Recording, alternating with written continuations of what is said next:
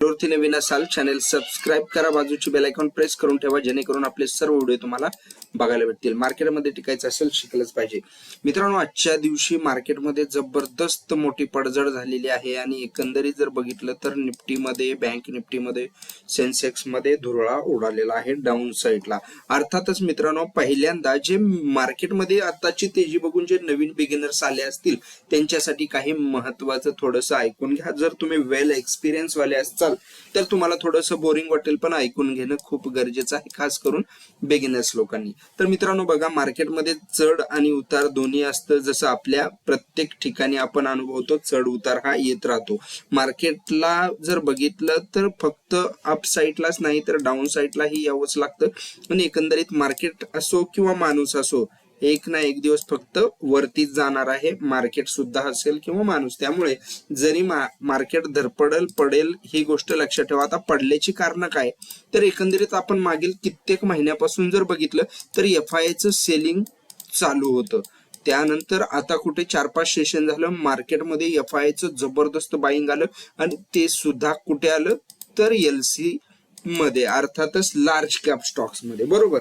तर mid cap असेल, small cap असेल, इकडे सुद्धा जबरदस्त तेजी होती आणि ते शंभड्या पोरालाही माहिती आहे। आजकाल मी सांगणं किंवा इतर कोणी सांगत असेल ते गरजेचं नाही, हे तुम्हालाही माहिती आहे, कारण शंभड्या पोरालाही माहिती आहे की लार्ज कॅप स्टॉक्स मध्ये आता कुठे तेजी आली होती आणि मिड कॅप, स्मॉल कॅप मागील कित्येक महिन्यापासून तेजीमध्ये आहेत। पण एक गोष्ट लक्षात ठेवा, आता एकच गोष्ट लक्षात ठेवा, 19,800च्या घरामध्ये ज्यावेळेस निफ्टी होती, 19,900 किंवा 20,000च्या आसपास निफ्टी असताना सुद्धा मिड कॅप आणि स्मॉल कॅप मध्ये मागे एक वेळा असाच फॉल थोडासा कमी जास्ती असेल, कमी असेल, पण असाच फॉल थोडासा आला होता। त्याच्यानंतरच काही सेशन मध्ये निफ्टी, मिड कॅप आणि स्मॉल कॅप परत एकदा रॉकेट झाली होती, ही गोष्ट लक्षात ठेवा। दुसरी गोष्ट, ऍज अ तुम्ही इन्व्हेस्टर असेल तर काय असायला पाहिजे की सिंपल साधी गोष्ट आहे, अगदी शंभड्या पोरालाही कळतं की आपल्या पोर्टफोलिओ मध्ये स्टॉक्स कुठले असायला पाहिजे की फंडामेंटली मजबूत स्टॉक्स असायला पाहिजे।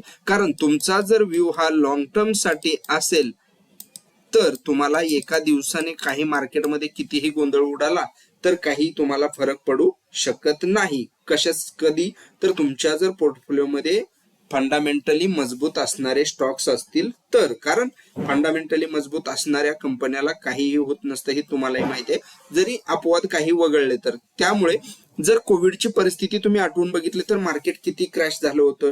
त्यानंतर मग एवढ्या आजच्या दिवशी जर मार्केटमध्ये तुम्ही एवढे हे रेड ब्लड तुम्ही बात काय असेल ते बघून जर घाबरून, म्हणजे खास करून बिगिनर्स लोकांनी लक्षात ठेवा, त्यासाठी लगेच एक्झिट मार्केटमधून होतात बिगिनर्स, कारण त्यांना पुढचं माहिती नाही, कारण चढ उतार मार्केटमध्ये अनुभवला सुद्धा नसतो। मग एकच गोष्ट लक्षात ठेवायची की मार्केटमध्ये आपला व्ह्यू जर ऍज अ इन्व्हेस्टर म्हणून लॉंग टर्म साठी असेल तर मार्केटला दोन्ही बाजू आहेत, चढ उतार आहे आणि पेशन्स आहे। जो मार्केटमध्ये टिकला, मार्केटमध्ये कधी टिकणार तर शिकला, मार्केटमध्ये शिकला तरच टिकला, ही गोष्ट लक्षात ठेवा। त्यामुळे मार्केटमध्ये लार्ज कॅप असेल, जर लार्ज कॅपचा जर विचार केला तर लार्ज कॅप कंपन्या कशा असतात, फंडामेंटली मजबूत। आता त्यानंतर मिड कॅप, स्मॉल कॅप मध्ये सुद्धा मजबूत कंपन्या असतात, त्याबद्दल वाद नाही, पण या कंपन्यामध्ये काय असतं, त्या एका दिवशी 8-8, 10-10% ही अप साईडला पळतात, 10-10% डाऊन साईडलाही पळतात। मग त्यामुळे एक गोष्ट लक्षात ठेवा, ऍज अ बिगिनर्स म्हणून तुम्ही कधीही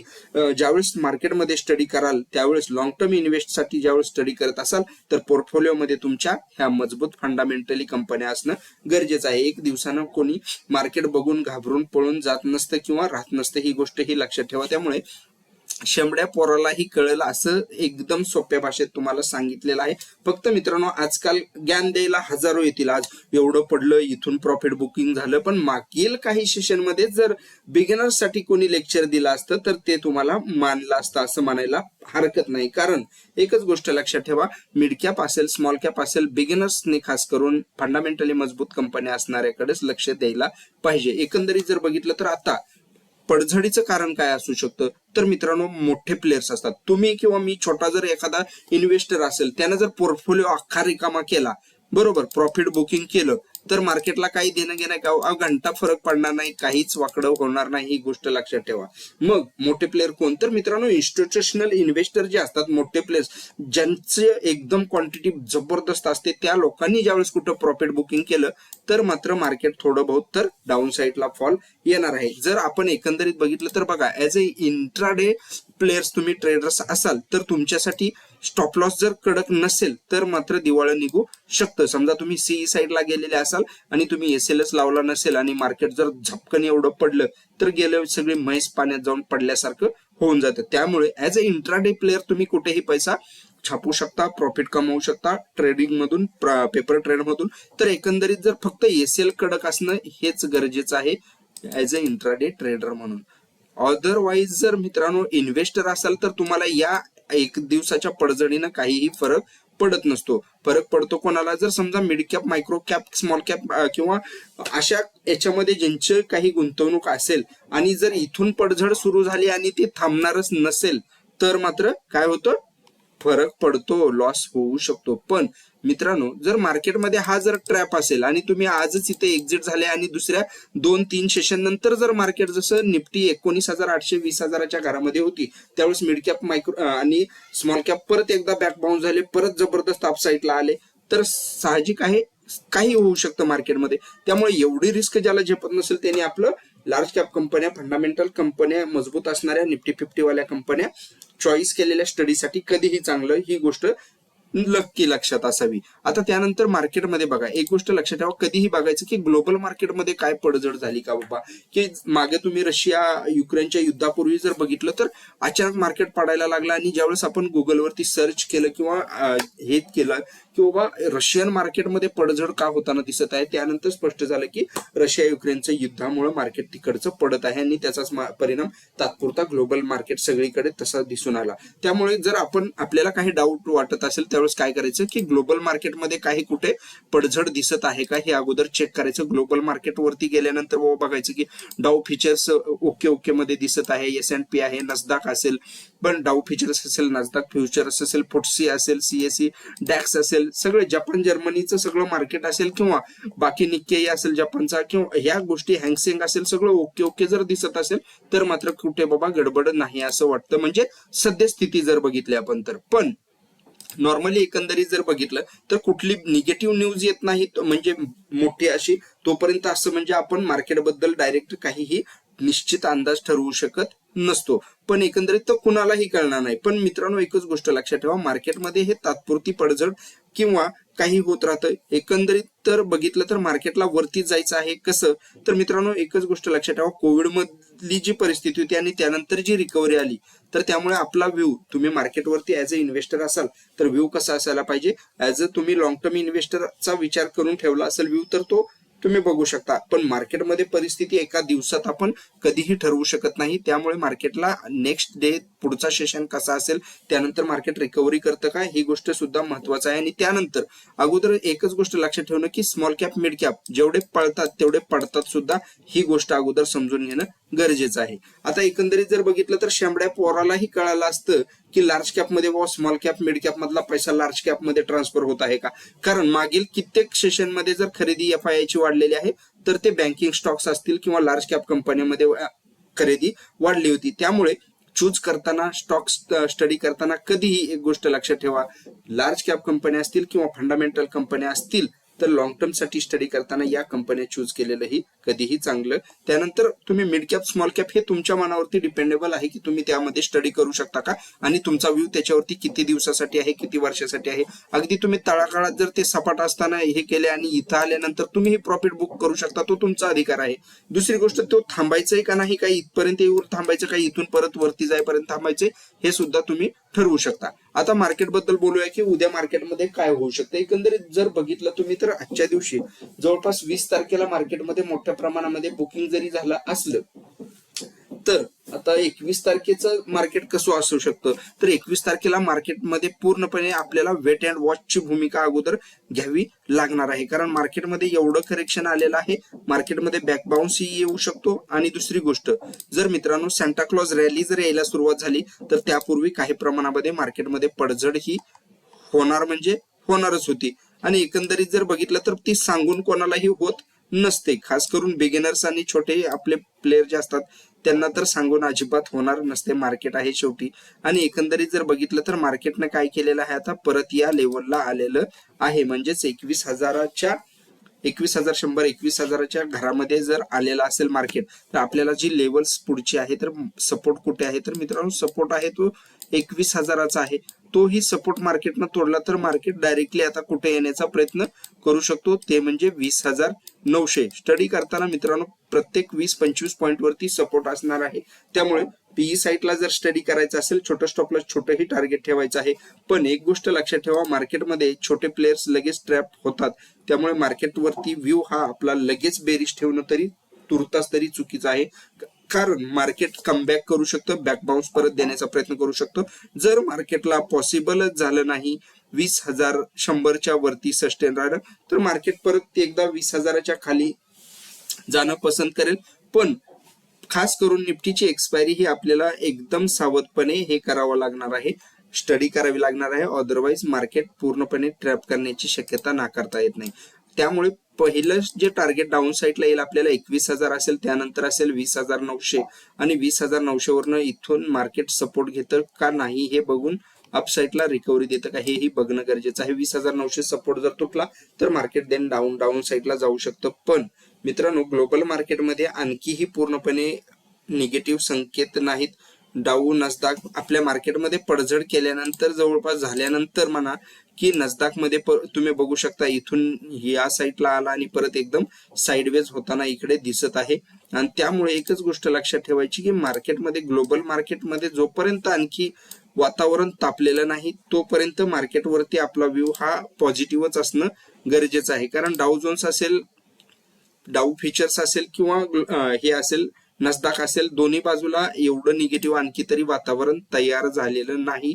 त्यामुळे ग्लोबल मार्केटमध्ये काही नसताना अचानक प्रॉफिट बुकिंग काही प्रमाणामध्ये आलं असेल आणि आणखी जर करेक्शन 1-2 सेशन राहिलं तर मात्र मित्रांनो जवळपास सांताक्लॉज रॅली इथून सुरुवात होती की शुक्रवारपासून सुरुवात करते की मार्केट या वेळेस डाऊन साईडलाच जातं हे सुद्धा बघणं गरजेचं आहे. त्यामुळे येणारे 2 ते 3 सेशन आपल्याला व्यवस्थितपणे स्टडी करायचे आहेत. दुसरी गोष्ट, एसएल जे लावत नाहीत त्यांच्यासाठी हे मार्केटच नाही मित्रांनो. कारण मार्केटमध्ये कोण टिकतो, जो एसएल घेतो तोच. अन्यथा मित्रांनो हे मार्केट तुमच्यासाठी नाही असं समजा, मार्केटला रामराम करा. कारण एसएल जर लावला नसेल ज्यांनी मित्रांनो आजच्या दिवशी, तर विचार करा त्याची अवस्था काय झाली असेल. निफ्टीमध्ये 300 पॉईंट, बँक निफ्टीमध्ये 450 पॉईंटचा फॉल आपल्याला दिसून आला. तर एकंदरीत जर बघायचं झालं तर निफ्टी डाऊन साईडला या लेवल सपोर्ट पर्यंत जाऊ शकते आणि रिकव्हरी केली तर निफ्टीनं बँक निफ्टीमध्ये तर अपसाईडला आता जबरदस्त टॉप लेवलवरनं एकदम ढासळलं आहे, अचानक झपकन पडलेलं आहे मार्केट. तर हळूहळू का होईना मार्केट अपसाईडला जाण्याचा प्रयत्न करू शकतो. त्यामुळे स्टडी करताना दोन्ही बाजूला आपला स्टडी ठेवायचा आहे, व्ह्यू जो आहे तो दोन्ही बाजूला ठेवायचा आहे, ना की पॉझिटिव्ह ना की निगेटिव्ह. आपल्याला दोन्ही बाजूला 50-50% स्टडी करायचा आहे विथ एसएल कडक ठेवून पेपर ट्रेडसाठी. आणि खास करून ज्यांना टाळता येईल ते टाळू शकतात आणि वेट अँड वॉच करू शकतात येणारे 1 ते 2 सेशन. कारण 1-2 सेशनने काही कोणी मोठा होत नाही किंवा छोटा होत नाही, ही गोष्ट लक्षात ठेवा.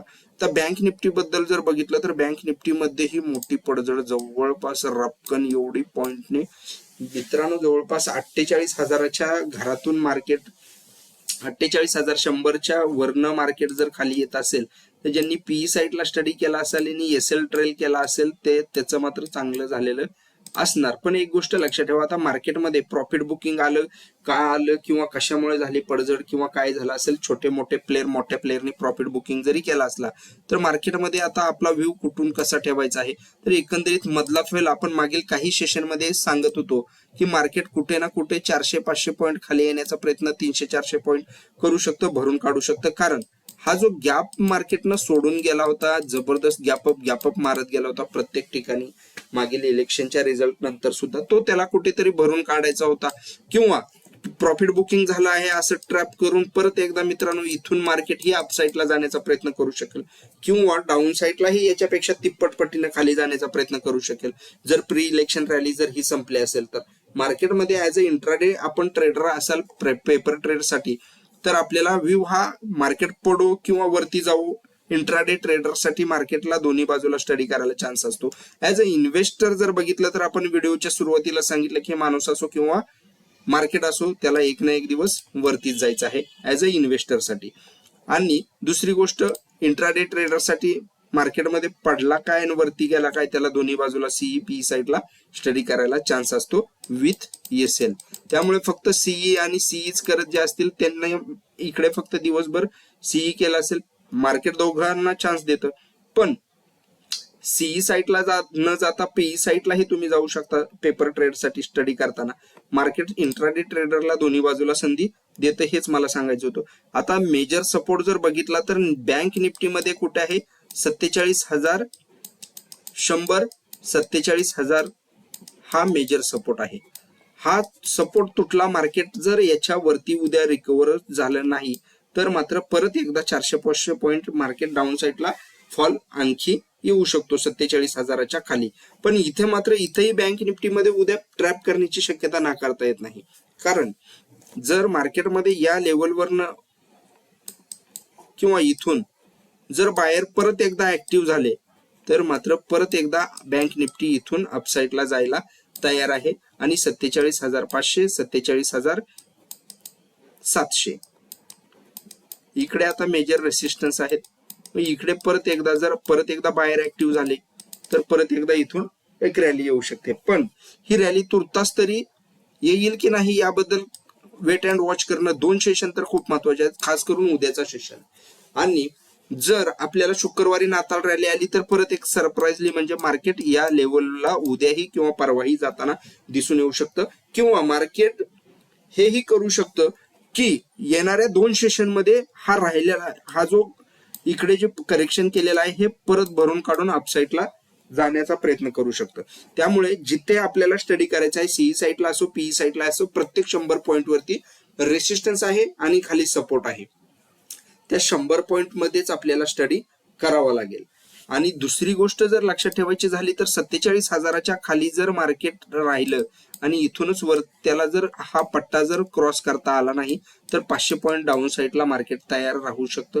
आणि नाही जरी म्हणलं तरी मार्केट हे 46,300 कडे जाण्याचा प्रयत्न करू शकतं. त्यामुळे या दोन्ही बाजूला आपल्याला तयार राहायचं आहे.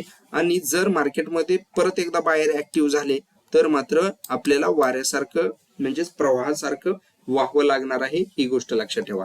आणि जर मार्केटमध्ये परत सेलर ऍक्टिव्ह झाले तर आपल्याला ही प्रवाहाबरोबर वाहत जावं लागू शकतं. त्यामुळे सीई साईड असेल किंवा पीई साईड असेल, पण ज्यांना मित्रांनो हे की जमणारच नाही, धाकधक होणार, धडधड होणार पेपर ट्रेड साठी स्टडी करण्यासाठी, त्यांनी मात्र वेट अँड वॉचची भूमिका 2 सेशन साठी घेणं गरजेचं आहे, येणारे 2 सेशन.